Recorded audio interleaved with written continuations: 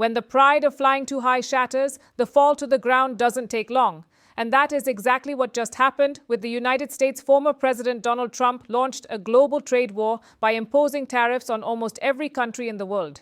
That very policy has now exploded like an inflation bomb inside the American economy itself. Food prices across the US are out of control.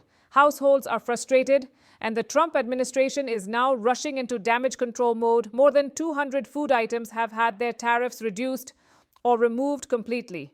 But the big questions remain. Will this benefit India? Is Trump being forced to backtrack on his own trade war? And how did America reach this inflation crisis? Let's break it down. US food inflation has shot up to record levels. Many essential items have jumped 10 to 15% in price, numbers that Americans are not used to. Here are some examples. Ground beef, up 13%, steak, up 17%, bananas, up 7%, tomatoes, consistently rising. Coffee, tea, cocoa, sourcing costs have become significantly more expensive. In India or other countries, 10% inflation might look normal.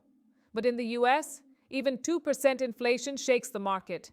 Above 10%, economists start flashing red warning lights. So what caused this spike? Trump imposed a 10% universal tariff on almost all imported goods, from allies and adversaries alike. What happened next was predictable. Imports became expensive, company costs increased, retail prices skyrocketed.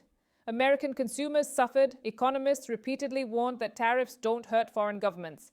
They hurt your own citizens, because the tariff money is paid not by China, Mexico, India, Brazil. It's paid by American families at checkout counters. And now, with elections approaching in 2024 to 2025, inflation has become a political crisis.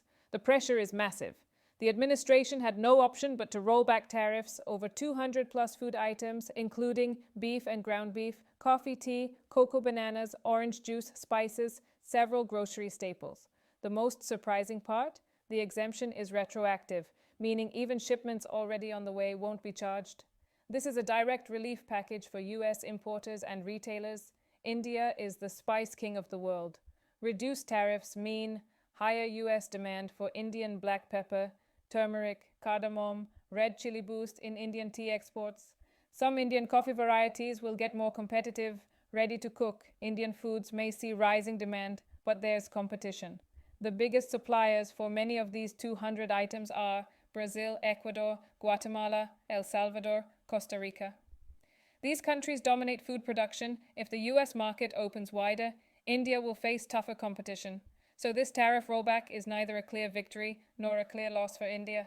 It's an opportunity, but a challenging one. Trump earlier claimed he would use tariff revenue to pay $2,000 to every American family. But if he's now removing tariffs, where will that money come from? His own statements are now conflicting with his policies. On top of that, several lawsuits are still ongoing. If courts declare these universal tariffs illegal, the entire tariff structure could collapse. The result?